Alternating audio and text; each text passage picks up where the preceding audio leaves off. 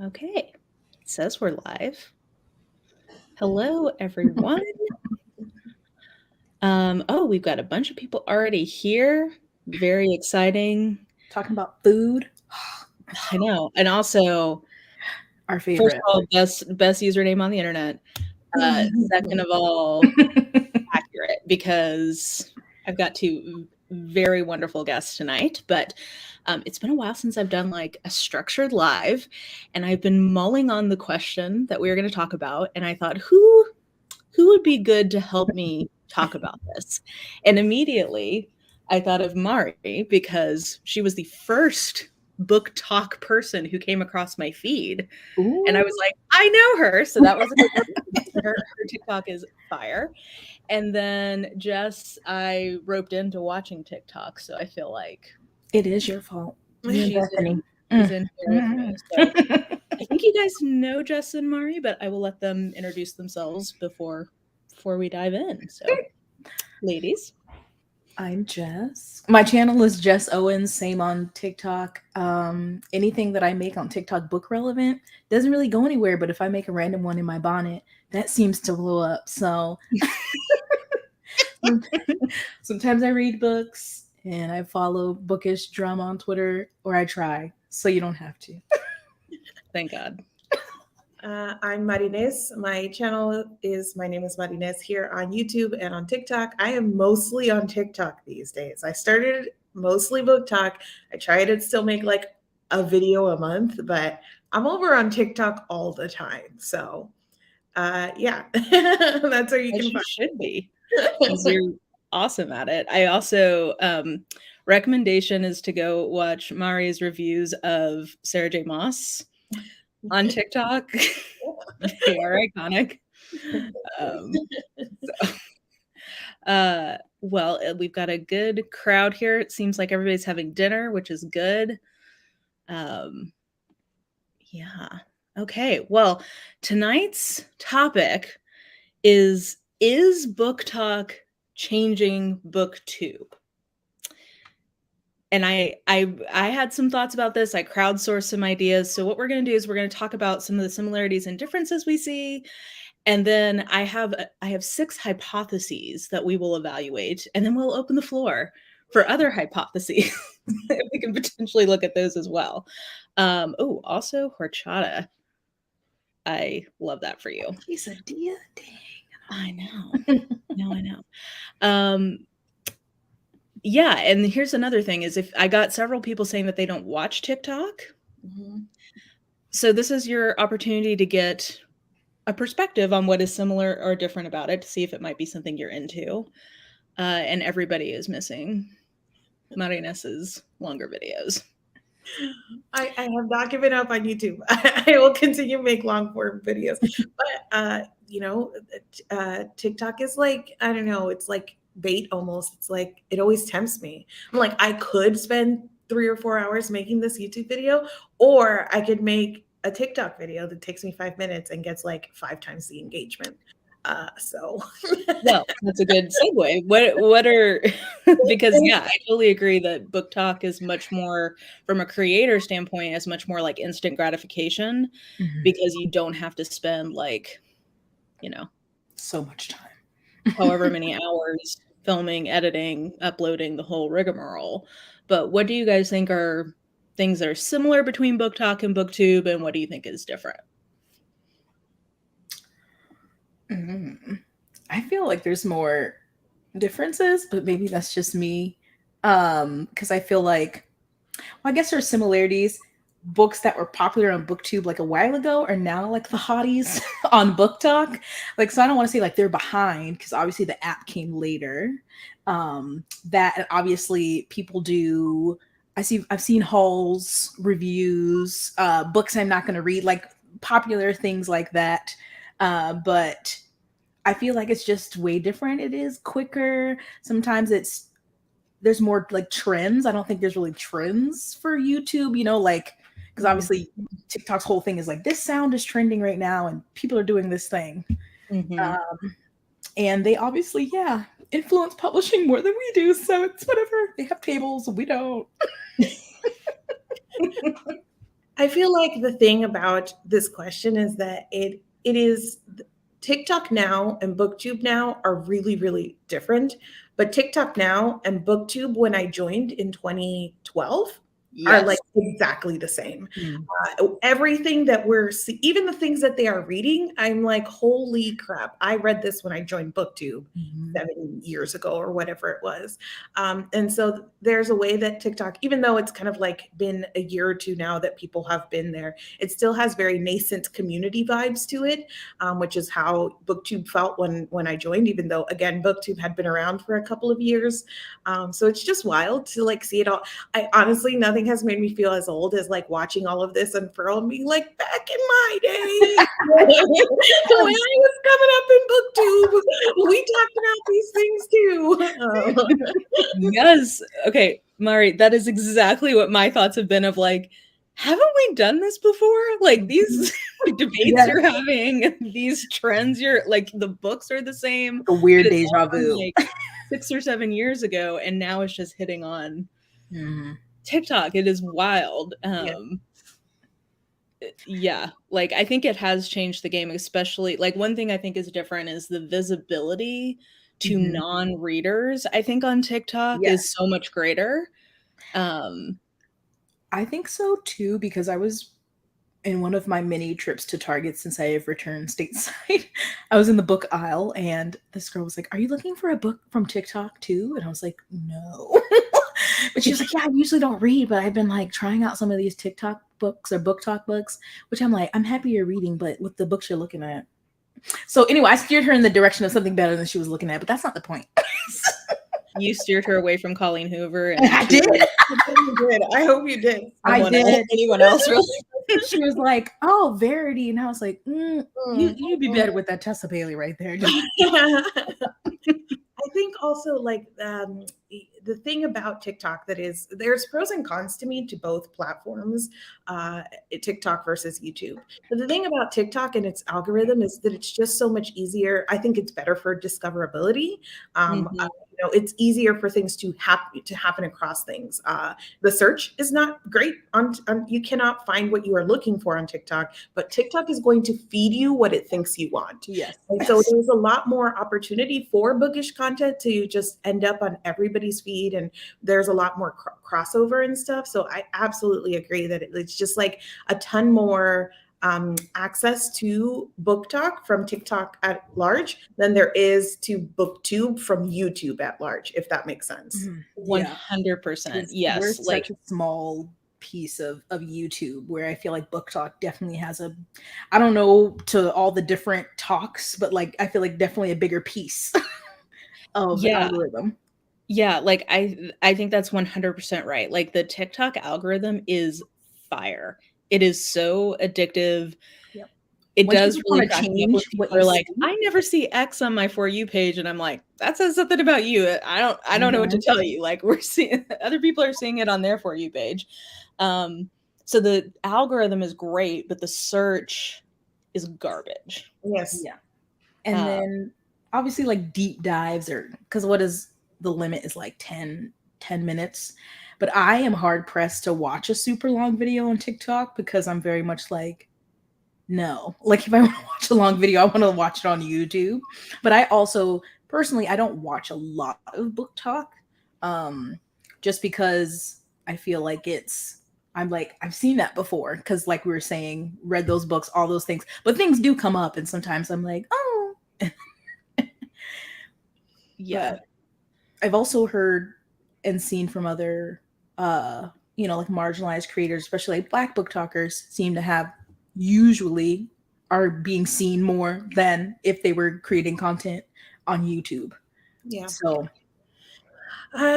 this is so hard for me because TikTok, I feel like it will reach it's like everything, I've been a blogger. I was on Tumblr. I've on Twitter. I've been on YouTube. I'm on TikTok. So I'm like very like, I don't know. You're a veteran. Yeah. Like, where are we social media? Yeah. Here for the social needs. But so there might be a time where like TikTok is on the downtrend and it is what it is. However, the thing that has like made it so much easier to stay there is that I was on I've been on YouTube. I'm saying it like it's the past. I'm still on YouTube. I've been on YouTube for like 7 years, and I worked really hard on all of my content. And, I put stuff forward that I feel is like, this is great. And I just have not, I've plateaued at the same subscriber count that I have been at for like years now. And I cannot grow past this point. I've been on TikTok for just over a year now, and I have 3 or 4 times the followers on TikTok than I have on YouTube. And it's the same, it's me, it's the same kind of content. I still post long TikToks. Most of it is quick, but I still do like reviews and things over there. But it's just worked better for me. For some reason, TikTok is pushing my content in a way that YouTube absolutely does not. So yeah, it's interesting. I'll flag this comment to segue into something I've noticed a lot of people saying, not just in BookTube, but in YouTube in general, is that the algorithm is so stale right now on YouTube. Like whatever they're doing in terms of trying to like give discoverability or recommend interesting videos, it ain't working. It's horrible. Especially once you get used to TikTok. Yeah. Because the algorithm is so good over there, that it feels really kind of like stale, and people can just find you so much easier on TikTok than they can on YouTube right now. You can, like, when I'm in certain moods, I'm like really into cleaning videos, and that's I can get more of them than when I'm not. You essentially can just switch it, and you're like, okay, I'm seeing cleaning video, I'm not interested right now. And then I start getting more of like doggy videos or something like on YouTube. I feel like at least my homepage used to do a better job at suggestions, even if I like refresh, like, ooh, and now like, no, that's just what is this? I don't want it. Or it's like a weird sponsored video or like trending video. I'm like, no, I've never watched anything like that. Yeah. And YouTube keeps trying to push me down like alt-right things, and I'm like, this makes no sense. Like I literally am subscribed to leftist YouTubers, so why are you serving me up FBI man, you're not listening. Yeah. Meanwhile, TikTok is outside my bedroom window, like exactly. TikTok is like, I see that you just got a yogurt out of the fridge. Let me serve you up a yes. It's gonna show you a yogurt bowl. Yeah. I will say that I've been very like the things that TikTok does like well. The thing that YouTube does much better is that I have much more of a sense of who my community is on YouTube than I have on TikTok. It is so hard to even figure out like who's watching my stuff and who isn't. And then the comments are shit. They're like this long, and you can't really have like conversation the way that like people leave me essays in YouTube comments, and I'm like, yes, let's go, right? Right. Excellent points. And we can like respond and talk. And I've built friendships here on YouTube that are like forever friendships. And that sense of community is just it's not as easy to cultivate on TikTok. It has taken me this long to feel like I know like the repeat commenters and be like, okay, all right, I know who you are. Whereas on BookTube, it felt like that was almost immediately, that I would immediately found my people. And I was like, okay, we're all commenting on each other's stuff. So the sense of community, I think, is better on YouTube versus TikTok. Yeah. I think I heard someone say, and I mean, I will go to who I'm following and like look through videos, but then also it's mostly your FYP. So like more just random people are, I think, seeing your videos than like on YouTube, usually get a big percentage that's your subscribers. So I think that affects that too. Either my first or second TikTok I ever made was about Ice Planet Barbarians. It was like a 6-second long video, and it got like 200,000 views. And I'd made like maybe one TikTok before that. Yes. That just would, I'm not going to say that would never happen on YouTube, but that would basically never happen on YouTube. Yes. Yeah.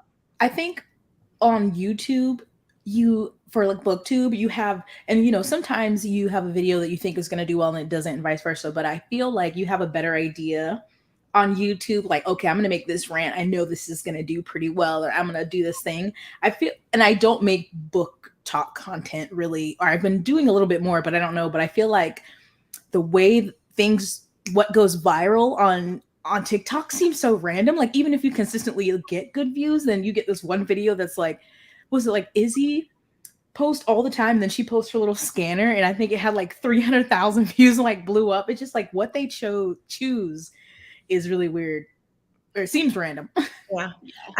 My YouTube content is more like almost evergreen. Like that stuff is still being sought out. Like and especially because the search features, like people will still see, they're looking for specific reviews and they'll still find me and watch.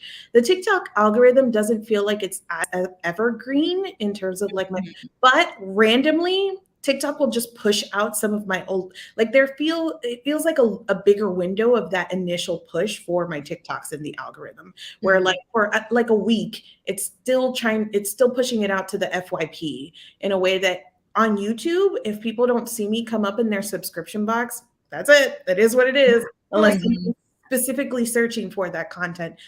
TikTok is still trying. TikTok is like, do you want to see it? Like to people like pushing and pushing in a very different way. This is a good point too. Monetization on TikTok is like virtually not a thing unless you're doing sponsorships. Oh, really? They have I thought it was good. I don't know. No, they have a TikTok creator fund, but it's a set pool of money and it gets divvied out based on your views. Yes. There's some really good content from like Hank Green. Yes. I forget who else, but there's been a few videos explaining like why it's so garbage for creators from a money standpoint. Which is why you see a lot of TikTokers coming to YouTube. Yeah. Because YouTube actually makes some money. Yes. YouTube is still the place to make money for creators.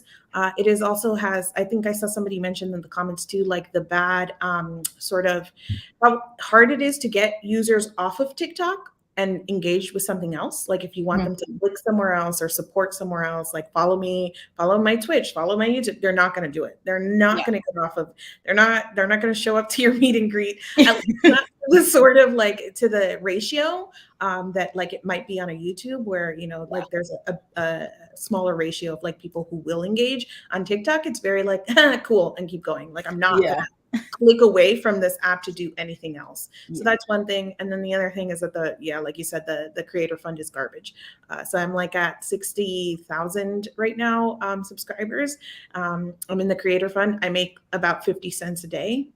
And I just had a video go like semi-viral, like not like huge, but you know, let's say 200,000 views, and I made $2 that day. So it's honestly, I think it was Swell Entertainment who made a video talking about like the stickiness of followers being very different from TikTok to YouTube. Like a lot of brands are realizing if you want some sort of, it's just like a different kind of promotion, basically. Like TikTok's followers are less likely to be influenced in the sense of like, oh, like there's a very few number of influencers who are like, any book or any piece of makeup or whatever that this person recommends, I'm going to go get it.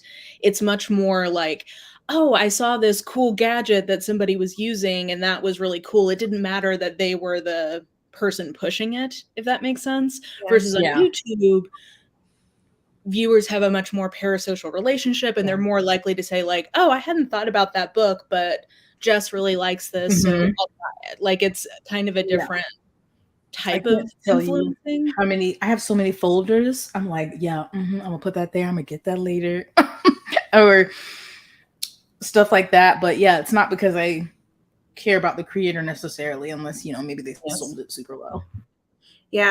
These people making, I would venture to say that most of the people making money over on TikTok, which a lot of people are making a lot of money over on TikTok, it's sponsorships.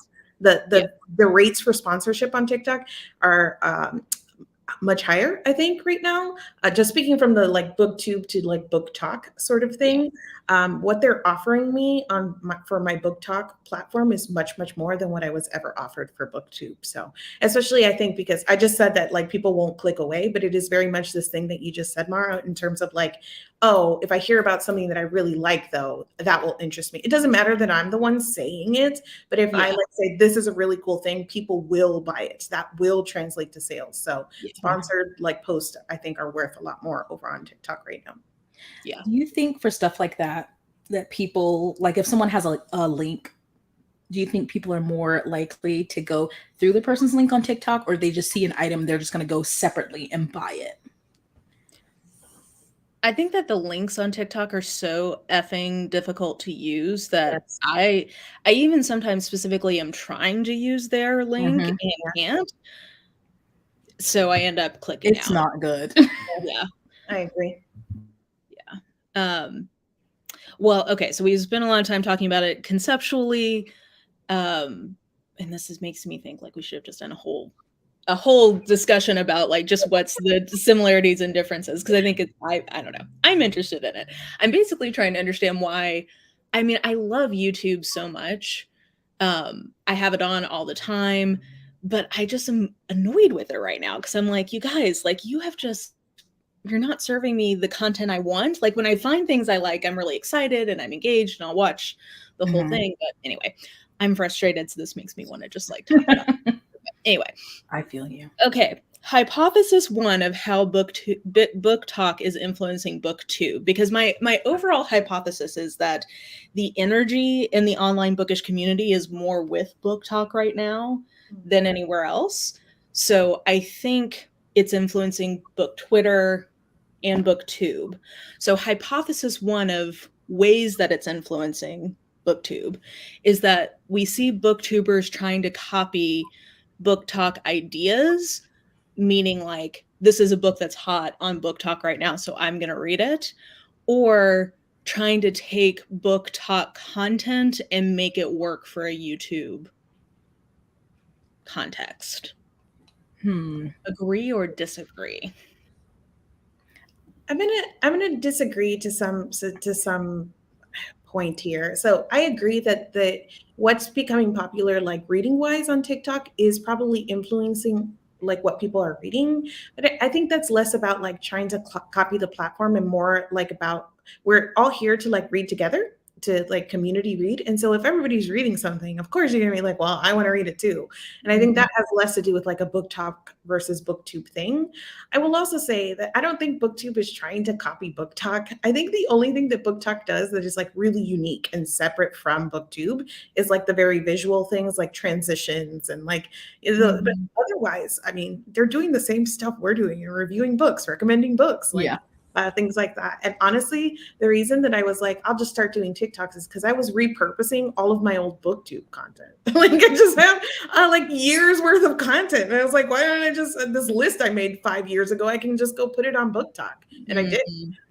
So, you know, if anything, I feel like BookTok is mining from the stuff that BookTube has already done. Like we've been out here doing hauls, unhauls, lists, recommendations for years. So I don't necessarily think that we are copying them. Yeah.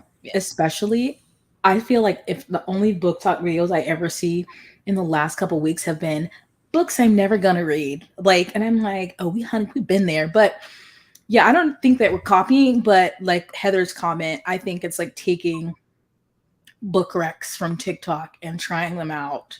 Or, you know, I saw this book was hot on TikTok or whatever. Or you saw it on a BookTok table. I feel like that's the most like copying or inspiration that we're getting from TikTok. But yeah, there's not, because obviously you can't use like the new hottest song or whatever in your YouTube video. Yes, but yeah, I definitely think that it's influenced some of the content that's getting made on BookTube, but yeah, copy might be, I think, a little strong, but I have seen some people saying BookTube is just copying BookTok. But that makes me think about what we were saying, Mari, about like, okay, but these are all the same things that were happening. So it's like, we're not copying. They actually are just earlier in the life cycle of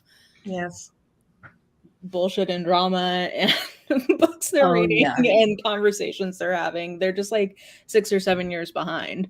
Yes. Yeah. Agreed. Okay. So we're going to mostly reject this hypothesis. Hypothesis 2. BookTube is now focusing on longer form content and or more interactive content to differentiate itself from BookTok.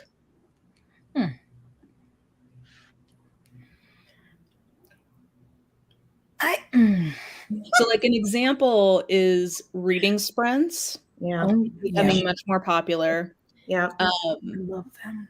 that's the one I thought of, and then I saw a couple of people mention that as well. Okay. And then also like longer reading blogs, basically something that you couldn't easily do on BookTok. I don't know if that's new, because I feel like people have been doing that. And I know there's some people who like only ever did videos that were like max 20 minutes, and then there's people who like me are long-winded and their videos are always super long. So I feel like, yeah, I don't think that is a way to distinguish themselves from BookTok, because all of our most of the time our content's gonna be longer than BookTok anyway. Yeah, I agree. I think that this is like not a trend that is necessarily in response to BookTok. I think it is something like a trend, and that was, I don't know, I feel like that was happening before, just sort of the switch to those reading blogs and to longer form reviews and things like that. But it's interesting because I saw this earlier in comments too, that people didn't know that you can make long videos on TikTok. You can make videos up to 10 minutes now on TikTok. So yeah, so when I do discussions and reviews, I can make them up to 10 minutes. I try not to, because people do have like a shorter attention span or whatnot, but my long form content does pretty well on TikTok. So TikTok definitely wants a piece of that pie. YouTube still has, I think maybe they're either like equal, or TikTok might have surpassed it recently. Like in terms of minutes watched, YouTube was still king for a while. So TikTok has been increasing like sort of the length of the video. But true. I do feel like, because people were doing like more virtual, book clubs and stuff. What was it? Somebody had like something, but I've been loving all the reading sprints. Keep them coming. Yeah. I don't know why they're so fun, but they truly are just very enjoyable to have, like a book club or whatever, just like chattiness in the background while you're trying to read or get things done. Yes. There's also some really good comments that I'm starring. We will come back to. Let's see. We'll come back to them. Okay. Okay, hypothesis 3. This is Jess's specialty. BookTok allows Twitter and YouTube drama to spiral more quickly, and more. I probably should have put more intensely. I saw that comment a few times.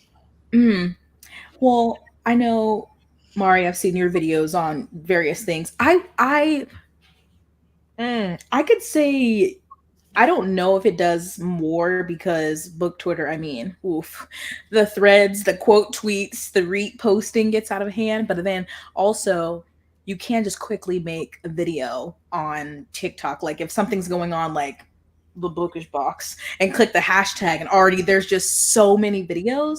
I don't know. So I think in that way, because YouTube, I feel like there's rarely drama that originates from YouTube videos, sometimes, but rarely. It's usually from something on book Twitter, or maybe even like Instagram, or in the publishing world, or it did start on BookTok. So I feel like kind of yes, but I'm also not the expert of the mess over there.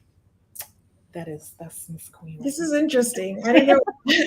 I feel like Twitter is still king when it comes to mess. Will not be dethroned. She is the grand. Things originate on Twitter, and that is where things can happen the fastest. It's super reactionary, and like things can just kind of roll out of control. TikTok is obviously second, because it takes a lot less time to make a video, and YouTube is over here. You have to like record, edit, and by the time you post it, like it's gone. They moved on. I think that I hear all of you, and I'm coming off a really terrible week to talk about this, because I was just involved in some TikTok drama. I just had like a week full of like hate comments. But generally, I don't find TikTok to be that like dramatic. I find it to be just as much drama as we had in 2012 BookTok, when we were like, our library's gross. Is audiobooks reading? Like, like discussions that were like so important to a nascent book community because we were trying to figure out what the hell we were all doing. So it's a lot of those discussions. And when you have those discussions, people stick their foot in their mouth. And so it's like, you just said a bad thing and that kind of discourse. But I don't feel like it's like more drama than you get on book Twitter. And then BookTube is like mature now. I feel like we've matured. We're not doing that. Do you think for BookTok that maybe do you not see as much? Because like, you know how you can curate your feed better? Because I feel like, and obviously people tag me and things or send me things. So maybe I just see more things like that. But I feel like, obviously, yes, book Twitter is king of the drama, but that I have, at least over like the last year, feel like there's been increase. Like, did you see blah, blah, blah? And especially with authors, like indie authors on BookTok putting their foot in their mouth and I'm or marketing these nasty books. I'm like, why? Okay, that you absolutely. I take my answer kind of back and say that authors on you. I know Alexa's in the comments. There might be other authors. I'm sorry, but authors on BookTok are somebody needs to rein them in. They are doing the most. Nobody ever told them like how not to behave as authors, and so there's a ton of drama around that. And I just want to tell them all like shh, like please. Don't say that. Yeah. Some authors are lovely on TikTok, but some of them have been getting into it, and I do wonder if some of it is because there's a lot. Well, I don't know more. There's a lot of indie authors who've blown up on TikTok. And I wonder because they may not have the machine of corporate publishing, like trying to rein them in a little bit. True. They just are going buck wild. Do you think some of it is like just trying to drum up publicity, or like I think some people genuinely are like, oh, I didn't realize this was bad, and you're like, I don't know how, but it's like, are you trying to create mess so like you know your name and people like and like check out your book? It's good publicity. Yeah, maybe mostly I think it's just organic mess, honestly. Yeah, my favorite mess, organic mess. Can't get out of your own way mess. Absolutely, yes. Yeah. Sorry, you're having a flashback like to the war. Yes. Are you thinking of hoodlum? Yes. Oh my God. Yes, that was the hoodlum. See, and I first saw that posted as a TikTok that got reposted to Twitter, and I literally gasped out loud when I saw it. I was like, oh my God, I cannot believe somebody posted this. Yes. The thing too, going back to like BookTube being more mature, right? I saw somebody earlier in the contents also saying that like BookTube, one of the things that like BookTok does is like have a more casual air, right? It feels more like family and community, and BookTube feels more professional sometimes. But I remember flashbacks to the war of 2012, like BookTube or whatever, when it was a lot more casual and chatty. And the thing that happened is that we all had to be like, oh, like we're making stuff that will live on in perpetuity on the internet. Some of us are starting to take money from publishers. So even though this is a hobby, like some aspect of it is like, oh, we're interacting with our peers and with publishers and authors. And also I feel responsibility to my audience. And like, I should be careful what I say. And, you know, this does have consequences. And so like, again, we've matured to a place where that has cemented. BookTok is over there and they haven't even realized like responsibility to an audience. I swear to God, they're still having the conversation of should you recommend a book you haven't read? So God bless them. It just the discourse, the sort of they have not developed there yet. There's not that like I don't know that knowledge or that like built sense of like what you owe an audience, and so it's still just chatty mess. And that's why there's more sort of discourse and drama, is because everybody's just popping off. And then they're like, oh no, I said a bad thing on the internet. What do I do? And it's at a scale that is so much crazier than what YouTube ever could be, really. I mean, I'm thinking of like Couch Guy. Do you remember Couch Guy from last year? Where Yes. she went to Jess, this was before you got on BookTok or got on TikTok, but this girl went home, or she was surprising her boyfriend at college, and she walked in to give him a hug. He paused. He was sitting on a couch with two other girls. He kind of like acted a little awkward and paused, but then gave her a hug. I still feel like I saw that. It got viewed. It was something wild. It was something like 50 million times. Like it was in like on the Today Show. Like you can't plan for that kind of just intense audience, and it is literally like possible for that to happen to you on TikTok. And I think I think that they're still figuring out how to handle the blow up potential over there. That attention. Yeah. Oh yeah, West Elm Caleb. Yes. So I have a tinfoil hat conspiracy that was a West Elm like native advertising push. The thing too is that like even Couch Guy and things like that, it wasn't just but like brands were getting in on it. Brands were in the comments. Brands were responding. There were like ads out that were like West Elm like themed or whatnot. So it takes on this life of its own because it's also very highly like monetized and branded content over on TikTok. Like TikTok, no, ESPN is never going to be in my comments on my YouTube video. That is a possibility over on TikTok where you just have these like Tinder be like LOL in the comments of your video.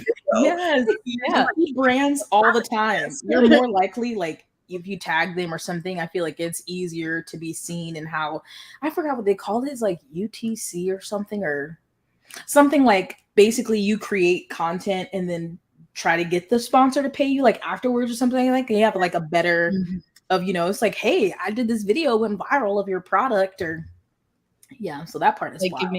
give me a commission, or give me well, and the other thing is that the brands on TikTok, like it's all being run by 23-year-old or like 20-year-old social media interns, so it's a much more organic version of the brand voice on TikTok than you'll ever find on like or at least it has reached the point that that is manufactured, right? That has been successful enough that now that even if it is not like a social media intern, it is a social media person with a lot of experience that has now learned how to mimic that like authenticity voice in a way that we're all like, hey, the intern. No, that person salary, and they just bamboozled you into clicking on Duolingo's app and like Barnes and Noble. That thing makes me think of the TikTok song, Ariana, what are you doing here? That is my entire life. With the I just think also I feel like less for BookTok, but other things I've seen with things that go super viral on TikTok are like reaching people's employers worse than even like mess on Twitter did. And it's like, well, like that therapist who just got fired. That, I mean, that's wild. Yes. The potential audience on TikTok is so much larger. In a way that I always post a video and I think, okay, would I be okay if, my mom saw this and my pastor saw this and my therapist saw this and my grandma saw this and also 1 million people saw this, which that 1 million people doesn't feel realistic on YouTube, but that 1 million people 100% feels realistic on TikTok. That at any moment. And like quickly, like it wouldn't be a video from like, how sometimes YouTube, you're like, I made that video a year ago and like something happened and maybe someone researched it, but TikTok, that can happen in like a day. Yes. Well, and I was bringing my BookTube mindset to BookTok. So I didn't think about like, okay, what is it going to mean if 200,000 people see a 6-second video of me taking a sip from my mug that says alien dick on it?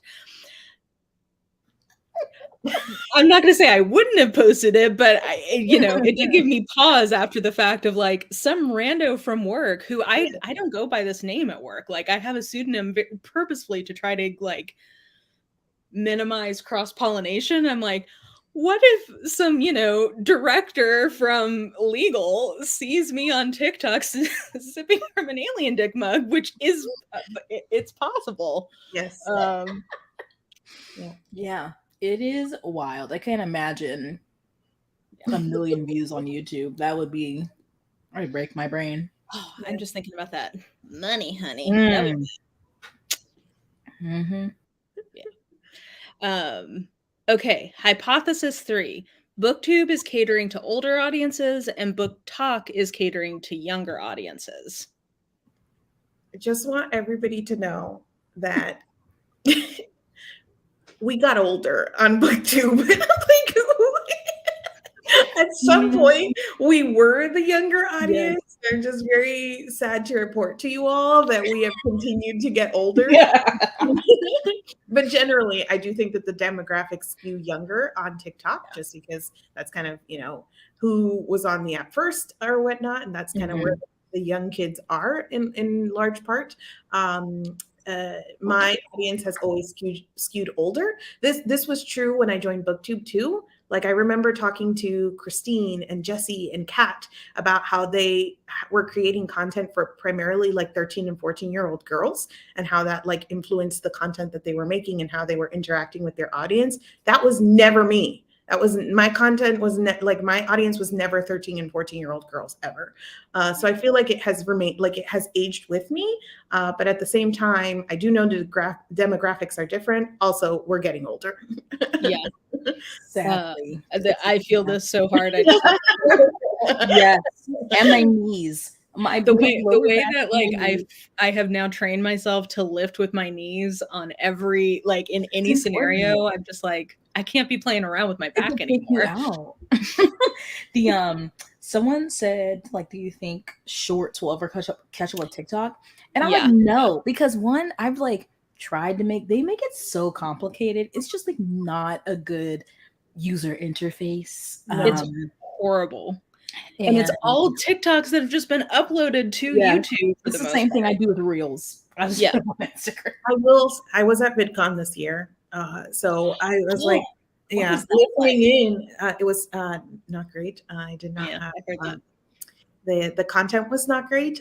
It was very much like led by the guests. It was like, here are featured guests and also some content. And the content wasn't like super useful. But one thing that I took away from it was that shorts are really being pushed by YouTube. And I have heard from a lot of people that even if you just get in now on the shorts, even though it sucks, there's a lot of audience growing happening on shorts that is like not happening through like the regular algorithm and stuff. So if you feel like your channel is stale, even though it kind of sucks right now, just kind of getting in on the shorts and figuring it out and letting that kind of help grow your audience is like a thing that they were like, this is what you need to be doing right now. So I have done a few, but I just like, they need to make them editing easier, give you more options. Like, it's just like, I'm like, ew. I hate that they don't have thumbnails. And then I have to look at my face like, also, I don't know. Mari, I just feel like you're like my hygienist. Is that how you say that? Twice a year at the dentist when she's like, you really need to make sure you floss. I'm like, I know. Like, I know I do, but I don't want to. Like, I forget. It's annoying. Yes. So I know you're right, but what I've been trying to do, I mean, don't take my example because I'm trying to do it. My like YouTube channel is like a ghost town, but the plan is that when I sit down to do a review or at my like monthly wrap-ups, I like record everything, and at the very end I do a 1-minute review of the book, or like a 1-minute whatever like version of what I just did. So it's all in the same footage, and I sit down and I like edit the video, and then I have my little 1-minute short that I can edit and then upload as well. So that's smart. Well, I will say I got my copy of Babel today. Jess, I know you're proud of me. And I was like, oh, maybe I'll do like a reading vlog of this. And I was like, everybody's going to be doing a reading vlog. And I was like, well, maybe I can do TikTok updates because I feel like that's more appropriate. So maybe I'll just reappropriate those and stick them onto YouTube as well. Okay, fine. I will floss all of your content. Whatever you're doing, like, how can I get this one content, split it up, shorts, TikToks, YouTube. I'll put that bad boy on Twitter too. Like, open up Tumblr. Can I find my MySpace account? Let's post it there. Just like Facebook. Don't let it go there. No, I'm in the middle of like 3 reading vlogs right now. I love doing reading vlogs, but I just feel like that's going to be everywhere. So it's like when A Court of Silver Flames came out. I swear, yeah. my entire feed is like reading vlogs of those. Yeah, so I don't want to do that to people who are sick of them. Okay. Now hypothesis 5 comes back to what we've been talking about, which is zombie booktube. Things that we've already seen are coming back up. So like we've already done them on BookTube, but now because they're coming back up on BookTok, they're coming back up on BookTube again, and it's just a snake eating itself. Yes. The not reemergence, because she never went away, but the Colleen Hoover, because like I mentioned this in the Penguin Random House trial, that the freaking CEO of Simon & Schuster tried to use her as an example. Like, barely any budgeting or marketing budget goes to Colleen Hoover. She's doing great. Like, oh my God, that's not a good example. But I'm just like, I mean, she's, every time I see a list, top 5, top 10, there's at least 4 of her books in it. And even other ones. I remember when I first started noticing BookTok, it was like, what was it? The something of Achilles. The Song of Achilles. Yeah, and like it ends with us, Karen McMahon. It's just books that were like, I'm like, what? Why are these popular right now? Like, these came out so long ago, but it's like they just I don't know how they just discovered those, but yeah. The first time I got in trouble on BookTok. The first time I was very new to BookTok, and I was like trying to parse out my feelings, and so I made this like video that was like, can I trust BookTok kind of thing, and I was like, I don't know, our tastes are not the same. But also, you guys are out here, this is what I said, Christopher Columbusing old books and like discovering the stuff that we read 10 years ago. Yes. People got so mad that I said that. Oh my God. And mostly why they got mad is that they were like, we're young. Like, read it 10 years ago because we're babies or whatever. Right. I was like, oh, okay, fine, whatever. My point was not like, I don't care if you're reading it now. It was the language of like, look at this hot new book I discovered. And it's like, babes, you didn't discover it. You were late. What is it, Christopher Columbus, you're doing here? But it's not discovery. BookTok content. We're just fucking a manatee, you know. I love that person said zombie books. Yeah, this I love. You're like, I love this. Yes, let's have more zombie. Yeah, the Christopher Columbus. I mean, it's just to this point, like, what's funny to me is that I do think that everybody kind of stopped pushing Colleen Hoover. For very understandable reasons. Around the time I started BookTube, there were like people making videos like why the relationships are toxic or whatever. Because I mean, I've read a couple of Colleen Hoover, but I remember that time of it being like, yeah.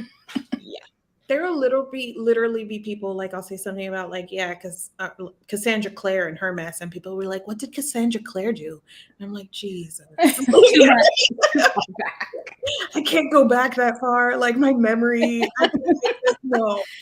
And they honestly. We're like the historians of the bookish internet of like, well, back in 2012, we discovered Cassandra Clare liked incest fanfic. Yeah. People just don't know, honestly. And so I don't know what the phenomenon is other than like people really just haven't read this stuff and they're coming to it for the first time. I talked a little bit about like why Sarah J. Maas is so popular. But I think one of the things about these like sort of books is that they're entry points into the community, right? Yes. So people can read Sarah J. Maas because that is a way that they get into BookTok, and it just becomes a cycle or whatnot. Mm-hmm. Also, she has amazing covers. Like, I feel like the cover game is very enticing. Like it's good marketing, basically. Yes. So like it looks fun when you are holding it up in your TikTok, and yeah. Okay. And then the last hypothesis before we can branch out into potentially other hypotheses, even more acceptance of marginalized genres on YouTube. So like, for instance, more romance content. I've seen more on BookTube, but I think it's in part because it's so widespread on TikTok. And oh God, somebody else had another example. But anyway, that's a hypothesis. There are definitely things on TikTok that the community is very romance heavy. A lot more support for indie authors, which is something that never happened. I mean, not never, but like BookTube did not have that same support of indie authors at all. And the way that BookTok has been like, no, this is what we're reading. Like Kindle Unlimited, indie authors, let's go. In a way that is completely different than BookTube. On the other hand, I feel like and again, some of this might just be the way that I've curated my feed, but it's much harder for me to find science fiction and fantasy on BookTok, where I feel like on BookTube that has been easier. So it's just a different mix of genres that are represented.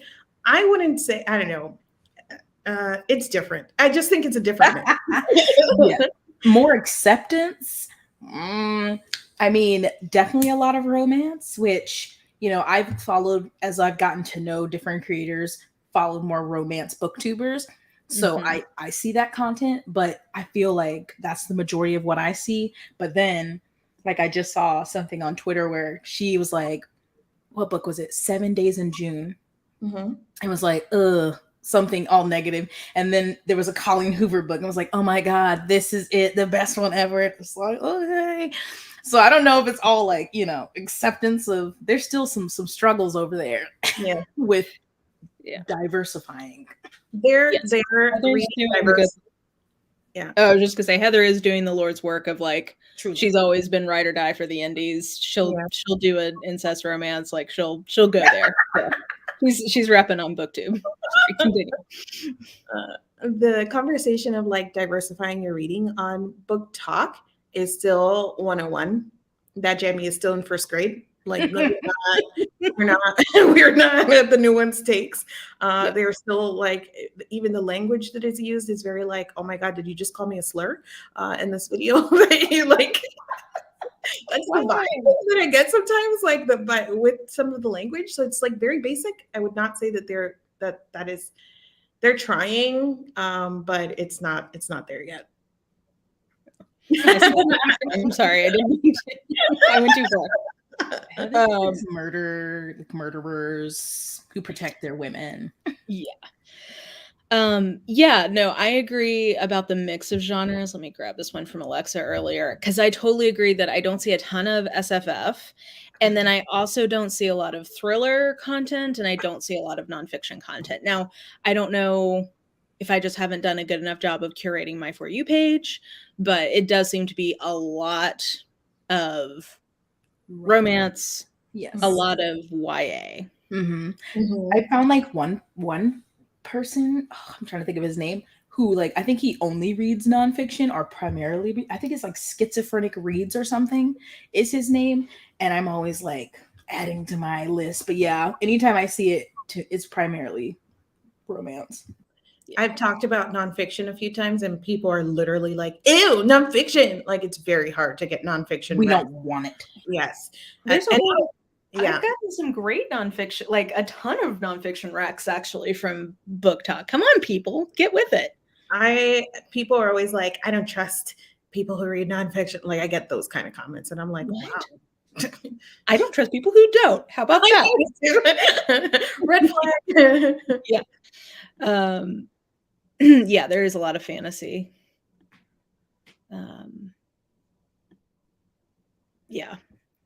Okay. So those are the hypotheses I came up with / saw from my comments. Do we have other hypotheses that we would like to entertain as to how BookTok is or isn't influencing BookTube? I would like to enter into the court. The record.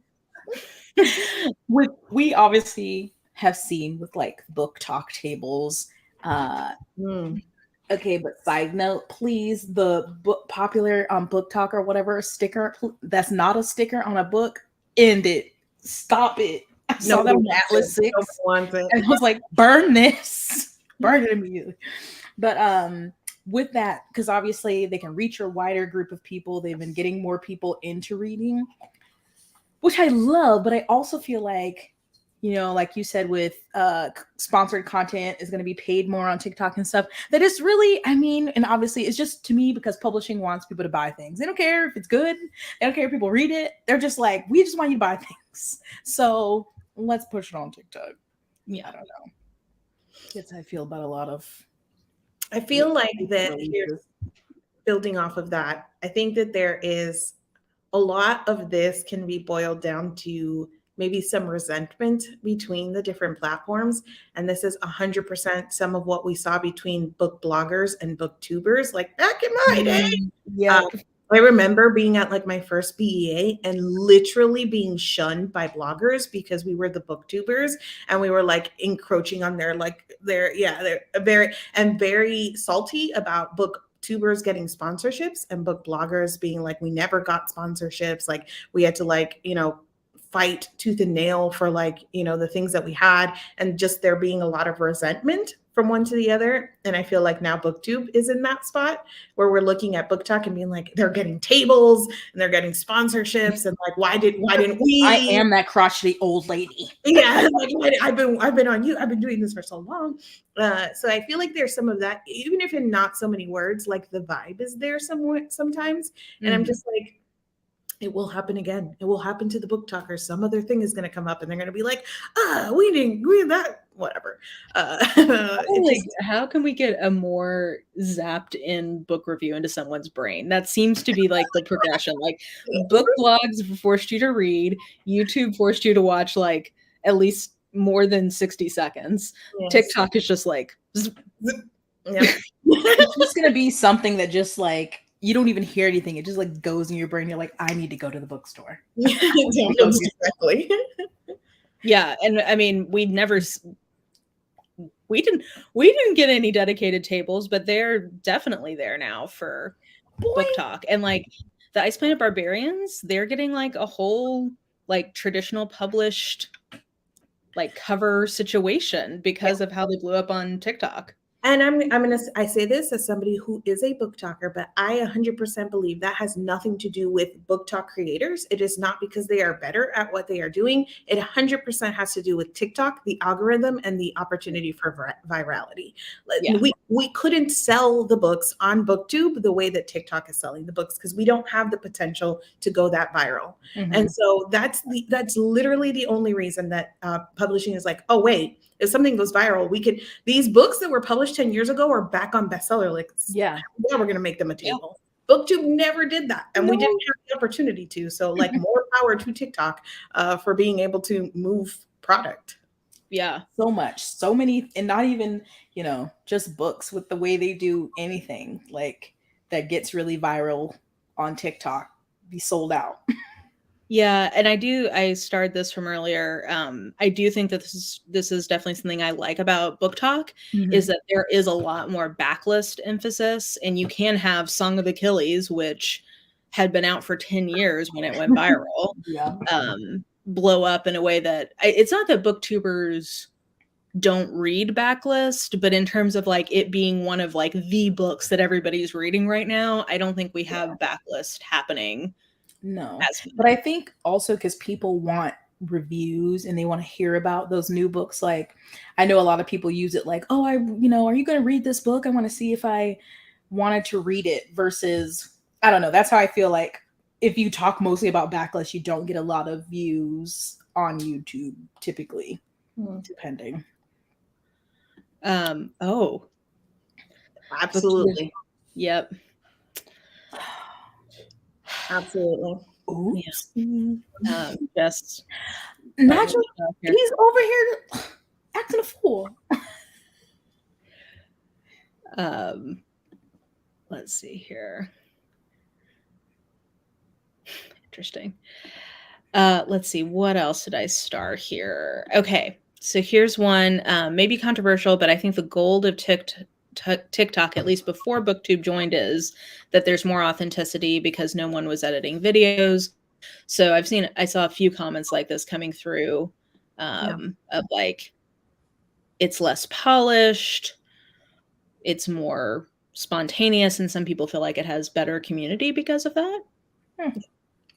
I will say that like this idea that anybody, I mean, I think that there are people who are different levels of concerned with growing and with like their content being viewed. But I am very much of the mindset that if you are making public content, you want someone to see it. And so like if I didn't want anyone to see it, I wouldn't put it up on the internet. So even the people that are the most chill about it, they're still putting public content on the internet with the hope that somebody will see it. So I just don't like sort of the narrative of like, you know, people who make things online don't care. You know, some people don't care if people see it. If that were true, they would write in their diary. But also, I do think that there is a lower barrier to entry to TikTok. You just really need your phone. Whereas I remember like back when like how to get into booktube videos were like big on booktube, like what it was like good lighting, a good camera, a good microphone, like you needed the aesthetic, everything needed to be clear and crisp in order to find success here. Where on TikTok it's literally me holding my phone shaking half the time and then I post it and it's like 100,000 views and I'm like, great.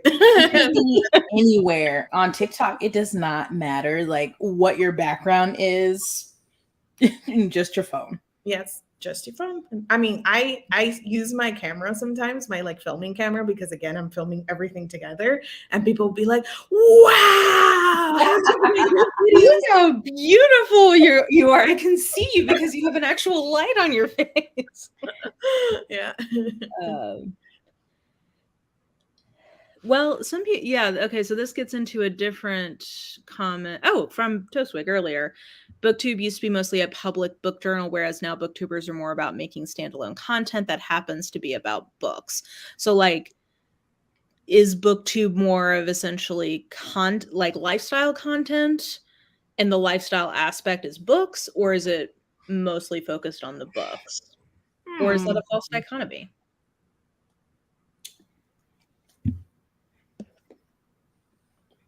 That's interesting. I think it depends per creator, because some people mainly do vlogs, they do them really well, and those do super well for them, versus like if I do a reading vlog, it's not going to do super well. Like obviously people love me to be salty. And then some people are like, I love watching this person's wrap-ups because they do reviews really well. I don't know. Yeah, I think that there is, I don't agree necessarily that there's that much of a difference. I will say what makes a difference is there's a lot less of a sense of continuity on TikTok. There isn't that like people are mostly watching my content in order. They might skip a video here or there, but they're like watching me read in order because my content is pushed to them like sort of in that order. Whereas TikTok, people are seeing my crap all over the place. Like there is no sense of like getting a true like feel of like my day-to-day reading because of that like out of order nature of the algorithm. So I think it is a little harder to get that sense of like a journal from somebody, but there is a lot of just like reviewing content on TikTok. It's not only just, you know, like lifestyle-y stuff. Yeah.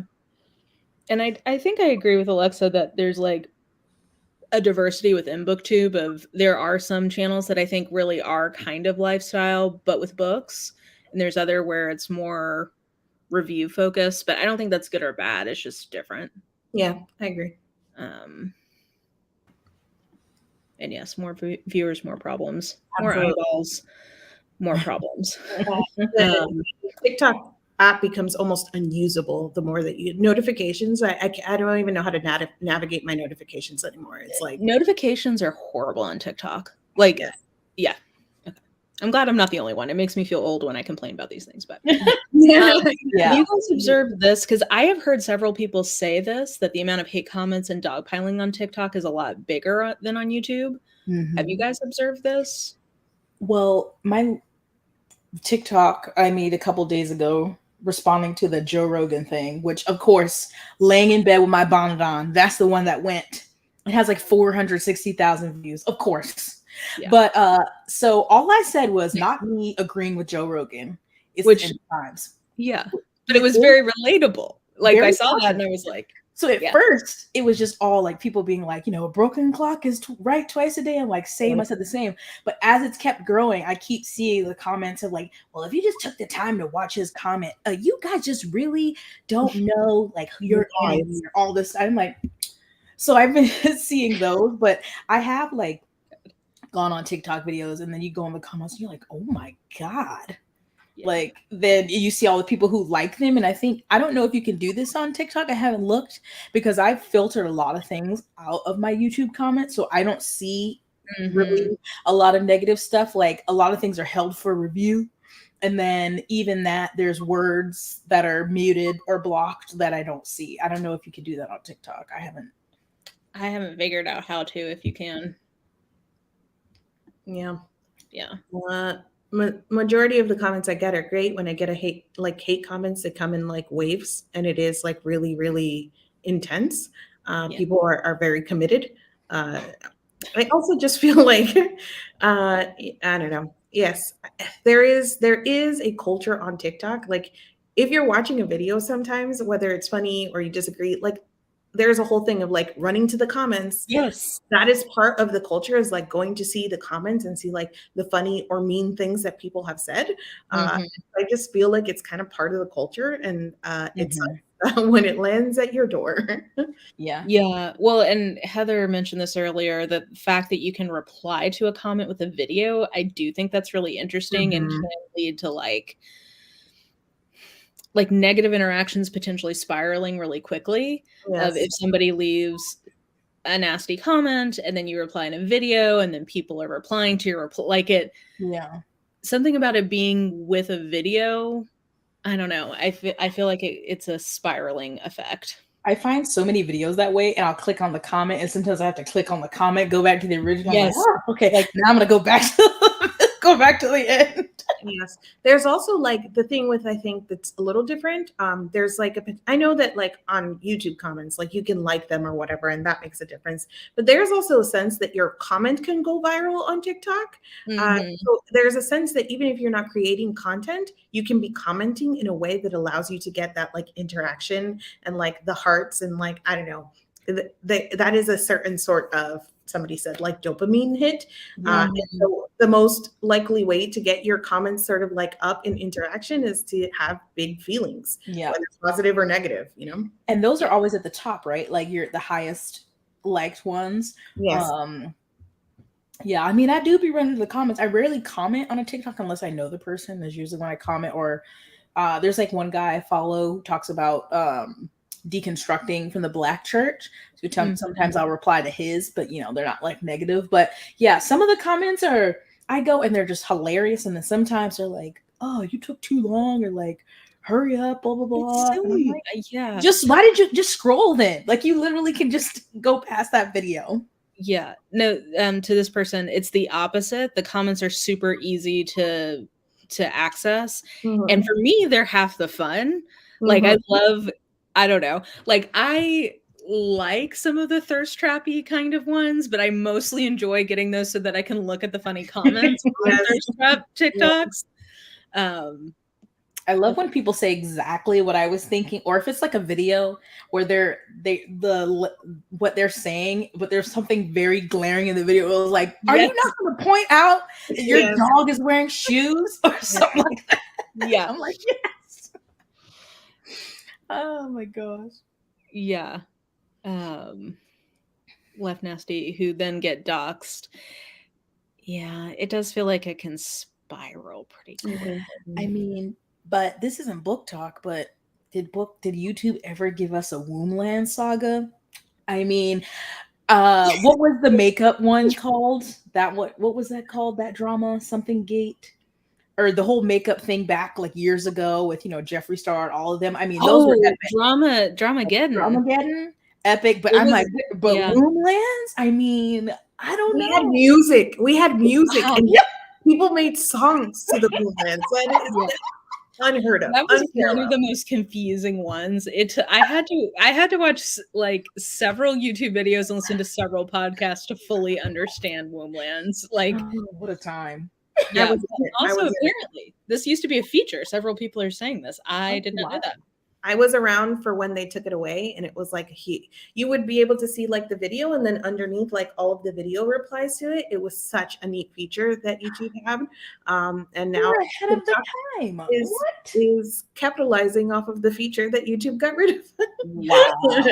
I just want to be able to respond with like GIFs. I thought this is an interesting question. Are you more likely to take a mental health break from one social media platform over another, or will you take a break from all of them at the same time? I am more likely to take a break from anything that's not YouTube, just because YouTube is my only source of income right now. So like a lot of people are like, you just moved, take a break. And I'm like, I really wish I could, but I've been applying to jobs and no one is getting back to me. So I literally need to keep making YouTube videos, even if I am depressed. But like stuff like sometimes, you know, we're not talking about Instagram here, but sometimes I just ignore Instagram because my DMs get overwhelming. And I don't make a lot of TikTok comments or TikTok content. So that's less, even if I do, or people send me, I'm like, I'm just not going to look at them. I'm just going to watch TikTok videos. But yeah, if the algorithm on YouTube wasn't so trifling, I would definitely take more breaks from YouTube. But you know, YouTube's algorithm punishes you. Really? Like I literally just over the summer dialed back to one video a week for a couple of weeks, and I still haven't bounced back in terms of like my videos getting pushed. Like, how dare you? You better be on here every day. Well, kind of. That's what Susan wants. And I'm like, Susan, let me take a small break, just a small one. No, they're like, mental health crumbling? Make a video about it, okay? Yeah. Post it. Cry on camera. Like a real influencer. Yes. Oh my gosh, I do love cat rescue TikTok. Susan is Susan Wozniak? Is that her last name? Something like that. I don't know. She's in charge of YouTube. She's our boss, Angela. She's our boss. Relentless.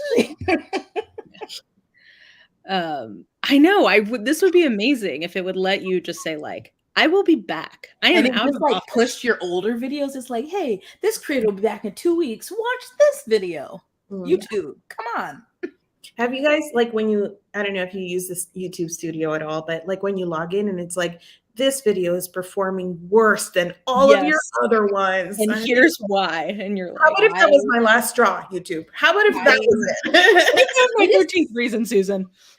It's awful. Like I was like, I don't want to use it, but I like replying to comments there.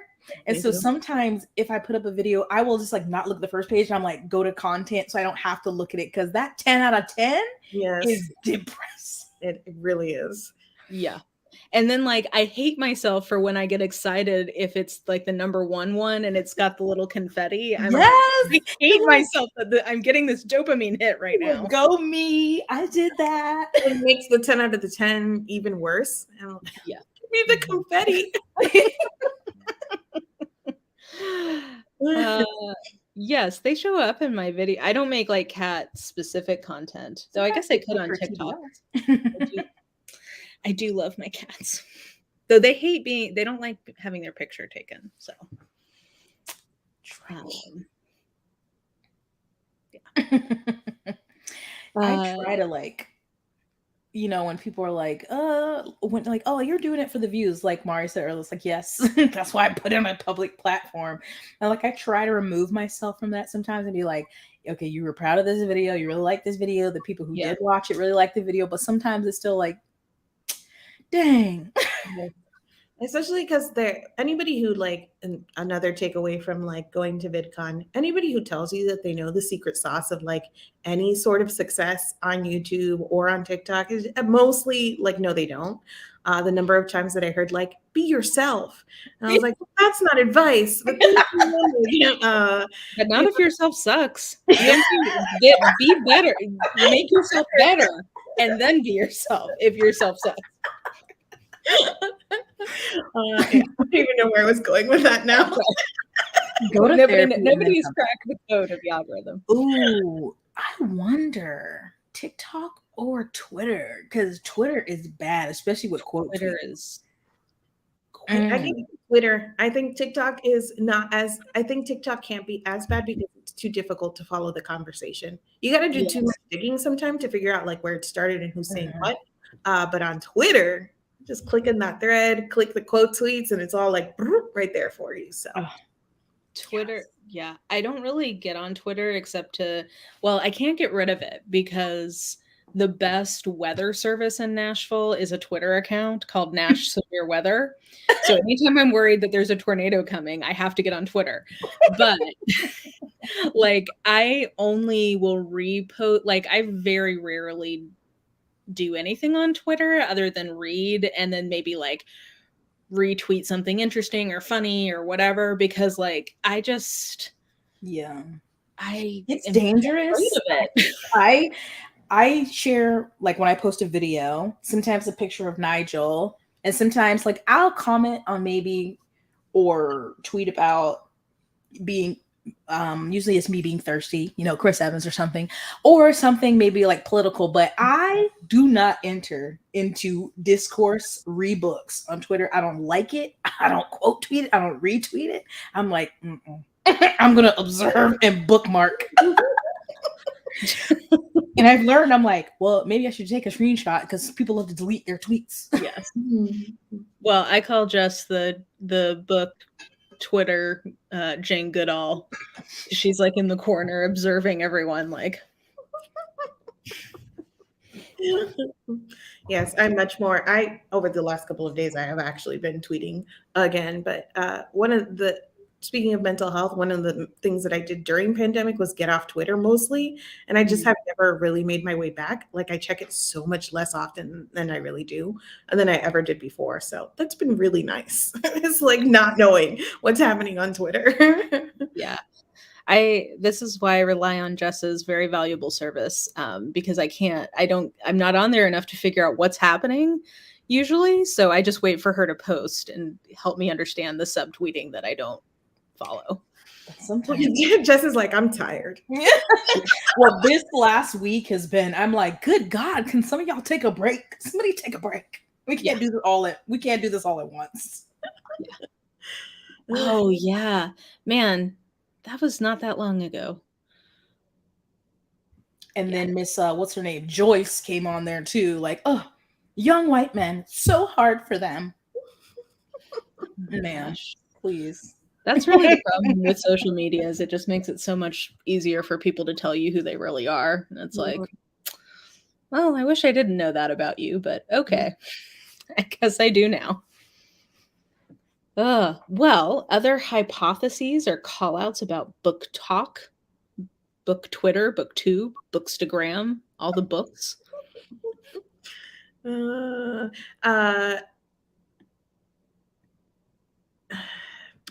I was gonna I don't know how to fold this in, but it's like looking through the comments, there are a lot of people who are not on BookTok who are on BookTube or whatever. It's really hard for me to gauge like how much crossover there is between the communities. Like who are the content creators making content on both?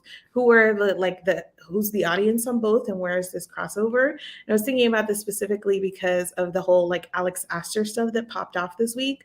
When BookTok got very passionate about defending her, it was because she was being review bombed on Goodreads. And so people were like yelling at BookTokers about Goodreads reviewers. And I was like, who are you yelling at? This is not Goodreads. Like, I understand that there's crossover, but I don't know. Sometimes they feel like their own distinct audiences. So I wonder if you guys feel that way, or do you like, is everybody on all of the platforms? I feel, well, I know obviously I don't make a lot of book content, but I don't know. I feel like I don't feel like they're the same. Back to something you said earlier with like feeling like your community better on YouTube.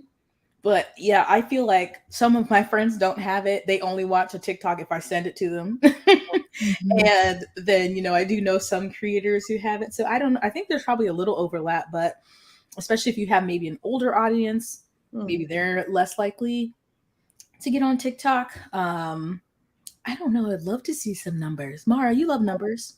I would love numbers. And I really agree with this, which I'm seeing a couple people say, like, I want different things from TikTok than I do from YouTube. Like, I go on TikTok when I want to dissociate from the never-ending dumpster fire that is living on planet Earth in 2022. Yes. So that's what I'm looking to TikTok for. YouTube is for me like comfier. Like I have a lot more people I've followed for a long time. I like to have YouTube on pretty much all the time, which I'm sure I probably should talk to my therapist about, like why I cannot handle silence, but I can't handle silence. So I always have like some kind of YouTube going in the background. So yeah, it's just different.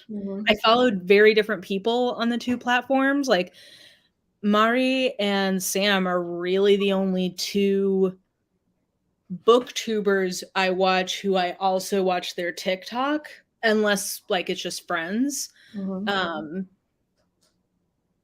So yeah, I do. That is an interesting question. It would be interesting. Maybe we could run some sort of community poll. Yes. To find out like which of these platforms are you using? Because I just think that it feels like they're very different. Yeah. I also do feel like we should have just a section of like favorite TikTok genres that we can share. There's so many. I know that a couple weeks, maybe I don't know if it was a couple weeks ago, maybe a couple months ago. I feel like in the span of a few days, I saw at least 3 or 4 people tweet that BookTube is dying. Like that, and people will make a video, BookTube is dying, and it's like, or maybe it's just the YouTube algorithms being really shitty to us right now. But I'm like, I don't think it's dying, but. Well, also the third time this conversation has popped up while I've been on BookTube. The third time people are like, BookTube is dying. Yeah. I think it's changing. But I mean, also like this is a weird time of year. I don't know. In general, people don't watch as much YouTube over the summer.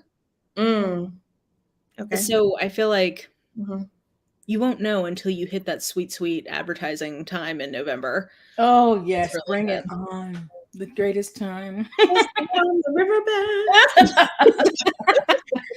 All of a sudden we see like 10 videos from Mari. She's like, I'm back. Stockpiling right now. Yes. But yeah, I agree. I've seen some people saying that, but I don't know. YouTube isn't dying. I actually think it's the highest used social media platform across all demographics. Yeah. So it's not dying. It's just changing. Yes. Yeah. Everything goes through changes, and man, if only we could get into there and change that algorithm, I think it could just be so much better, and not like to take out BookTok because it has its place, but like just like November sweeps. This is true. I've seen several people like that were big in other verticals who have started doing BookTube. I will say I feel weirdly defensive about that. Of like, I don't like it. Get out. I see them and I'm like, why do you have 600,000? I've never seen you. And then I'm like, I go back to, I'm like, oh, okay. It's because you're just like someone mentioned it earlier, and there was a girl and it came across my For You page, and she was like talking about a package she got, and she was like, the queen of BookTok, and I'm like, really? I mean, I haven't seen you before. And then I saw people in the comments like, queen of what? And people have been talking like she had already had a pretty decent following, and she just started reading, and people are like, oh.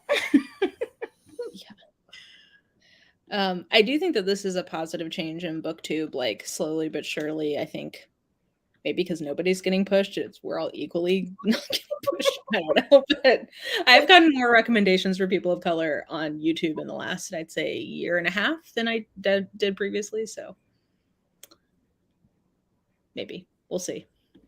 The queen of BookTube. Who was? I don't even know who that was. I have never seen her before, but she's a Black creator. But she just came in like, I don't know.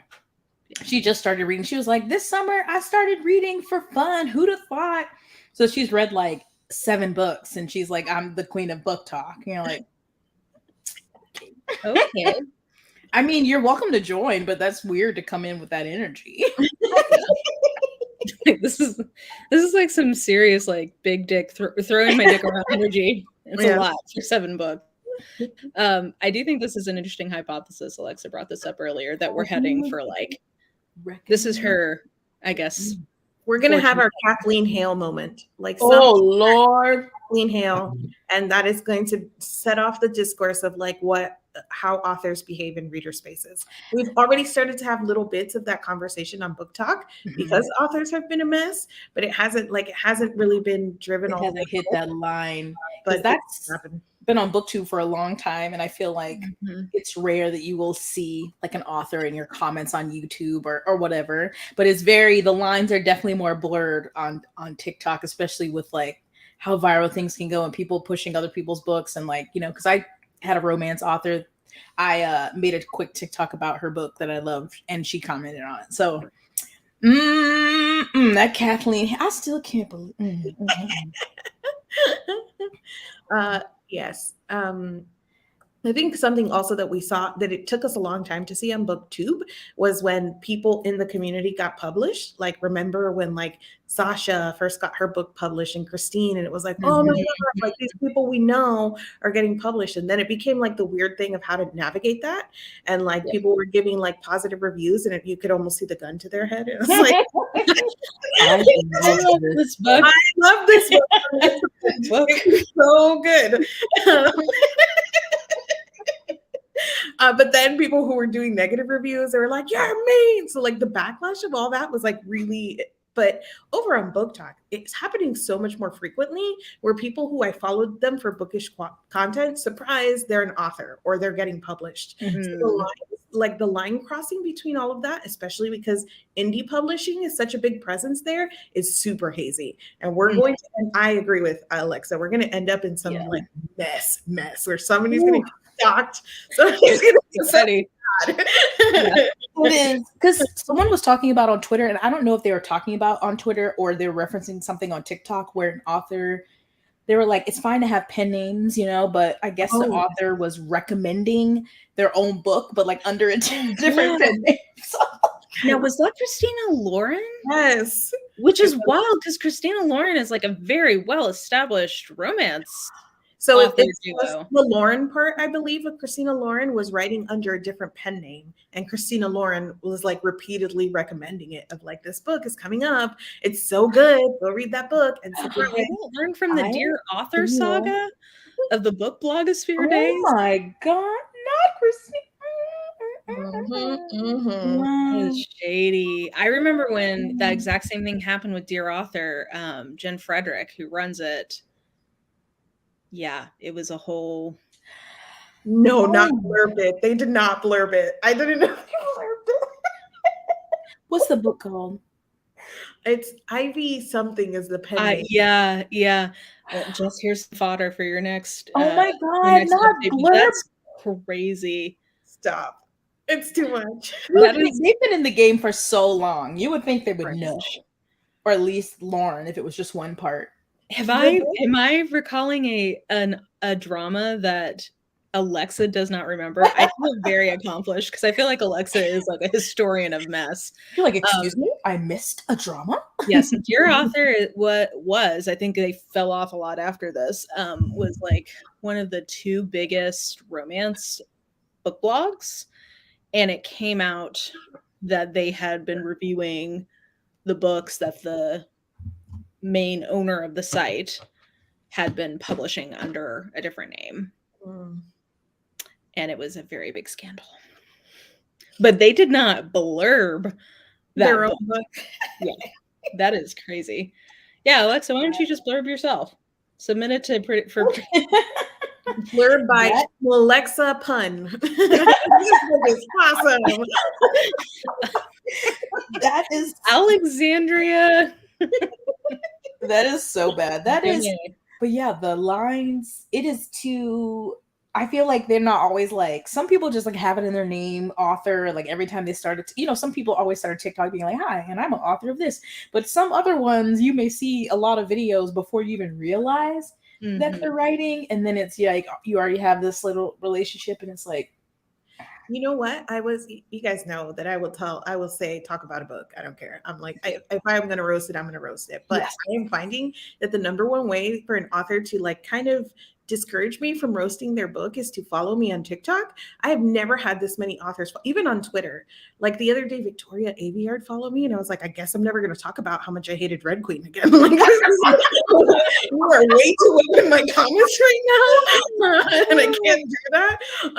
Raven Kennedy followed me the other day, and I was gonna like hate read the guild or whatever that, and I was like, I feel like I can't now. Alexa, you're an exception. I feel like they would be.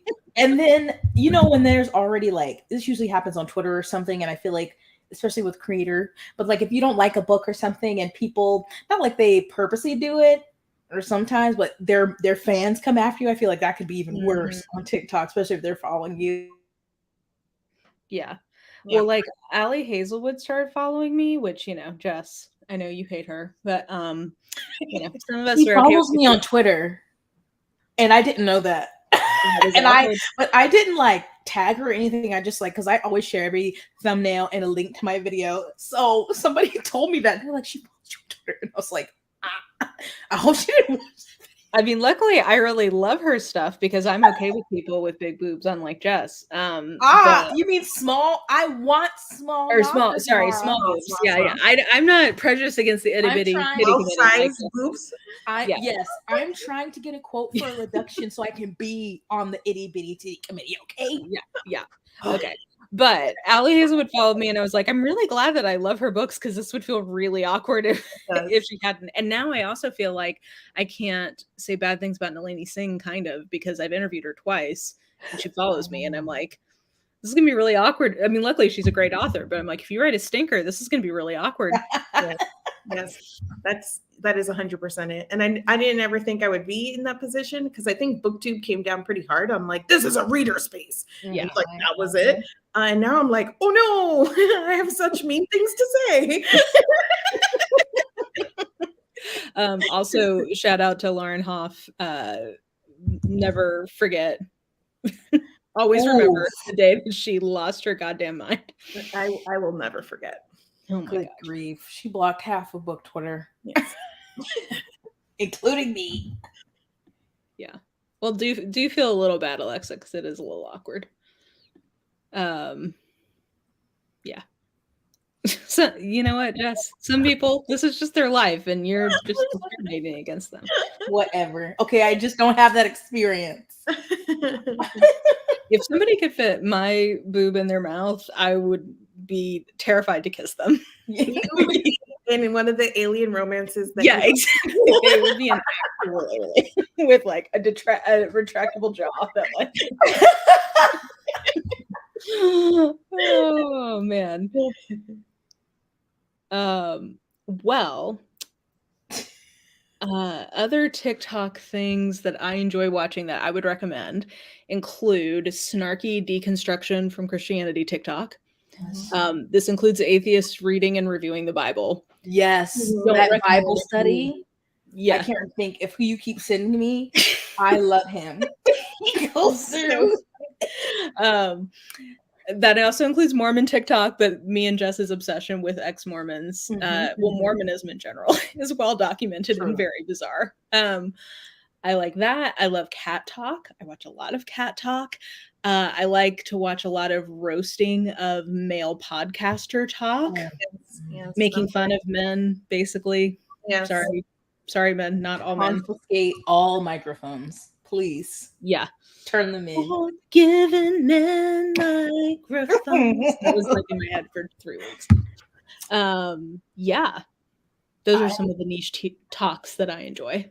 I love dog talk. I mean, cats usually come across as well. I in general love Black people with pets. I feel like it's just, and then when people show their parents who didn't want a pet with pets, iconic material. But yeah, I love the whole deconstruction. I really love cleaning TikTok a lot. Cleaning TikTok is very satisfying. I like satisfying talk in general, like just like people scraping things, like people cleaning graves. Have you guys seen a rug? I'm like, I have like somebody who restores old statues. So they like put like peely stuff on the statues. Yes. It's so satisfying. Yeah. I like renovation TikTok. Yes. I don't have anything to renovate, but I enjoy watching other people do it. Oh my God, look at you. They make me feel bad because there's like a girl, I think she went viral, but she's like redoing parts of my house when my husband's deployed. This wasn't a little bit of paint. No. And she redid the entire kitchen, cabinets. I looked at Andrew, I'm like, do not. That's never gonna happen here. I'm never renovating a house. Well, when they're like, just get out your miter saw or whatever, and I'm like, girl, do you think I've got it? I don't have a jigsaw. Like, I don't know how you like are just DIYing. It would cost me $1,000 to DIY. They're like, yeah, I just kind of, figured it out. My first pieces are a little rough. I'm like, you have a full workshop in your garage, and you're just over here, like, I don't know. Yeah. I'm on weird fashion talk sometimes, and it's like people putting together outfits, and I'm like, that is hideous, but show me more. I don't know how I'm going to describe this woman to you, but she looks like a fairy sprite, and she wears nothing that matches ever. Does she wear like a lot of hair on her face? Yes. I love her. I just stare at him like, that's so ugly. I'm so happy for you. Somehow I'm like, you're pulling it off. Like this is working for you, and I'm really happy for you. Yeah. There's just food content. I love watching horrible food and people reacting to horrible food. I love and hate it because I'm like, I want to know, are they serious or is this just to make content? And then if it's just to make content, I'm mad they're wasting food. But then if they're serious, I'm also mad because that's nasty. But I sit there watching it anyway. Like, I think it's like a fetish thing sometimes, which I don't understand. But based on the comments, I'm like, I feel like I accidentally wandered into like a furry conference. What's the weird thing is when there's like the dudes who kind of sexualize their food when they're cooking, like slapping their salmon and like I'm like, please stop touching the like that. I'm like, stop it. Yeah, I'm a child. I cannot see this. Sir, please. You're assaulting the salmon. I just need you to put it in the pan. It's very weird. I don't like it. Also, there's lots of people who put really ungodly things into a crock pot. I'm just like, this doesn't belong in a crock pot. Why are you guys doing this? I'm like, this reminds me that I'm also on like Black girl commentator TikToks and just like sticking these things and being like, what are you doing? It's so delicious. I love it so much. Yeah. I see a lot of Black therapists about, just like talking about ways we change in this generation versus our parents and stuff like that. And I'm like, yes, even though I'm not a parent, but when they're talking about gentle parenting and things just like their parents did that they're not doing, I'm like, yes, yeah. You. I will say on behalf of my best friend who is a doctor of psychology, if you think you have ADHD or autism from TikTok, don't take that as Bible. Like, go get an assessment and be open to the idea that maybe it's anxiety. Yeah, which is also a legitimate diagnosis that needs treatment. Those videos, they're like, do you wake up and breathe? You may have ADHD, and I'm like, yes. It's like, have you ever avoided eye contact with someone? You have autism, and I'm like, oh my God. Alexa mentioned I follow her because she's like, dang it, she got her MD at Harvard and she does veneer check and I love those videos. I like watching doctors in general talk about like either horrible things that can happen to you or like plastic surgery people have gotten. There's also some good like social justice talk that I enjoy of like activism in Nashville. Yes. There's treasure can be a treasure trove. Like me too, great. That there's the dark side. But I find true crime content on TikTok, I don't like it. And I've in general haven't really been consuming much true crime content unless it's like a documentary on Netflix or something, because I used to watch like Bailey Sarian and all these other people, and then I started seeing conversations around it on YouTube and I just started feeling icky, and then it pops up on TikTok. I don't know, for some reason, like, you're just making a 3-minute video about this person who got murdered feels extra icky to me, and I'm just like, no. I do love that audio where it's like, her arms were cut off. You're like, Her eyebrows are shaved. the men are like, it's true. But yeah, there's so much random goodness on there that I was like, I didn't think this is what I'd be watching, but yes, I am watching you with these braiding this horse's hair or washing a horse. I love cleaning out their hooves. Oh my Yes. God. So Satisfying. Yes. love pet, what do you call it? I love groomer videos, especially when they're extra floofy. I'm like, yes. There's a couple of dog ones I follow, and then there's a cat groomer, and just watching these cats get so pissed off that she's grooming them is very entertaining. There's some funny cats. There's like this Black woman, she has a cat, I think her name is Ethel, and she had this whole series for a while that Ethel was messing with the neighbor cat Bartholomew. It was a mess. I love There's it. a cat I follow who has got a girlfriend across the street that he's always looking at. I like that. I also like Veronica and the Baby Boo, who are cats that are very sassy. I would say too, like talking about some of this like ADH TikTok and stuff like that. In addition to being like, BookTok being a BookTube throwback, we've also decided that some of the like mental health discourse and some of like the queer discourse this was me and my best friend talking about this on TikTok now is like Tumblr circa 2012. It has the same vibes of like, I don't know, just like very, the language used being very like hard and fast rules and things that don't necessarily make sense, but it's just like bite-sized social justice sometimes, or things like that is just like, you guys, this is not it either. You're trying to, but maybe you're not. Yeah. Well, it's like, didn't that list of problematic authors start on TikTok? Which feels very Tumblr. Yes, your favorite is problematic. Exactly. Oh, what a time on Tumblr. Man, yeah, agree. Yes. Reckoning, where is it? I got a bone to pick with a lot of these podcasters.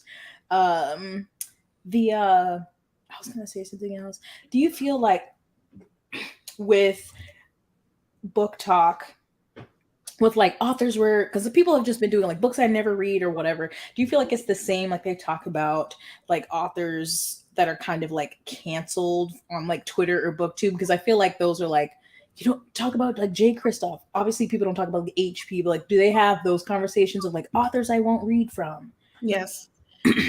Yes, that happens. There is also a lot of like for instance, I'm sorry, I keep bringing this up because it was what I was living and breathing for a week.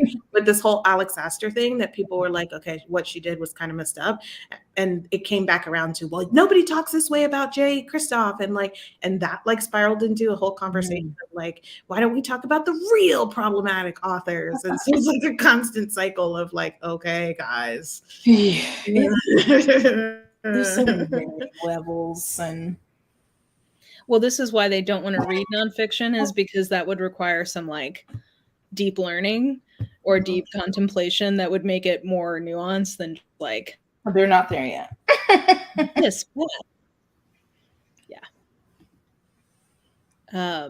Here we go. Here's some actual resources. But yes, I highly recommend if TikTok is making you think that you have a mental disorder of some kind, I highly recommend going and getting an assessment from a qualified psychologist, and to be open to whatever it is that they tell you. Yeah, I've fallen in that. I will admit, I'm like, I feel like Bess has like trauma from just every day. She's just telling people like, it's just anxiety. I'm sorry. It's not ADHD. That's me. Anxious AF. Yeah. A lot of these people, they were also using the Crawdad Singh author, whatever. Like, why don't people talk about her? I'm like, people do. Like, we're not talking about her right now, but I dive into how she's probably covering for a murderer. You know about it because you heard someone talking about it. So, yes. I know. Sometimes I get worried about my attention span because, like, I love a good Twitter thread, but once we get past like 15 tweets, I'm like, okay, I can't do this. I need this in article form so someone can read it to me. I was like, wow, that's really lazy, Jessica. But it's just a lot.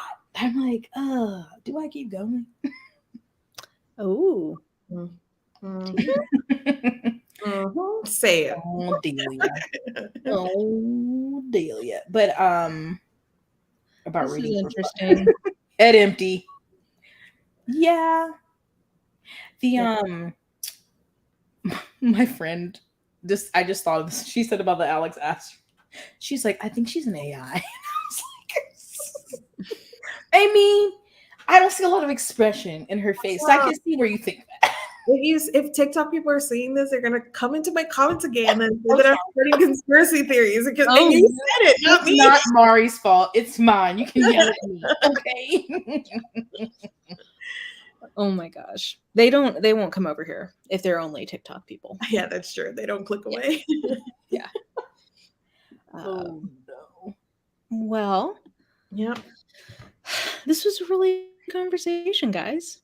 I think we did it. I think this inspired me to edit my July wrap up and put it up on YouTube. Good. This inspired me to upload some shorts. Yes, I'm gonna try. Let's leverage. YouTube is pushing it, so let's see. We'll I know. try. I don't do the reels thing. Instagram is pushing reels. That's literally all I see. So I just take my TikToks and post them on Instagram. Yeah, I'm not on reels yet. So, but it'll be interesting to see going into like the next year, if anything, just the evolution of both platforms. Yay. Yeah. I mean, seasons come, seasons go. Social media is here to stay, destroying our brains. But hopefully we can have some fun with each other along the way. That's really all we can hope while we're being sucked dry by our corporate overlords while the planet spinning rock. Exactly. We can have friends while we wait for. While I wait for the asteroid. Yes. Yeah. While we wait for the end. Well, thank you everyone for joining. I have actually, believe it or not, there's going to be another live in 2 weeks with Bethany and Angela about the pros and cons of hype, which I feel like it's an evolution from this conversation because it's a lot about TikTok hype. So I have missed the communal aspect of BookTube, so I'm trying to be better about doing things like this because this is fun. I enjoy doing this. Yes. Awesome. All right. Thanks for joining, everybody. We'll actually, before we sign off, where can people find you if they've enjoyed the lovely stylings of my lovely guests? I am on the tube of YouTube as just Jess Owens, very basic. And then it's the same on, I don't know how TikTok goes by like your name, or it's technically said by Jess on TikTok, Twitter, and Instagram. I try to be a little bit everywhere. That's it. My name is Marginalized on YouTube, on Twitter, on Instagram. And if this inspired you to go check out TikTok, I am also on TikTok at My Name is Marginalized. I do have like recaps and podcasts that are currently on hiatus, but we're about to start recapping House of the Dragon. So if you guys are interested, squad.com, and you can check that out as well. Yes, get that HBO money. Well, Mari is the actual queen of BookTok, so you should definitely go. And, we'll give you some sunscreen recommendations if you go follow her on TikTok. Yes. And I'm gonna start. You know what? I'm gonna film my first one when we get off here. I'm gonna show that I'm about to read Babel. Yes. So I'm gonna get back on TikTok. That was one of the things I said I was gonna do this fall. So follow me for thoughts on Alien Dick and or RF1. The range. Load. Oh, and cat videos. Yes, I can also do that if I can chase them down. So, okay, everyone. I will talk to you guys live in 2 weeks. Thanks again to Jess and Mari, and we will talk again soon. Bye. Bye.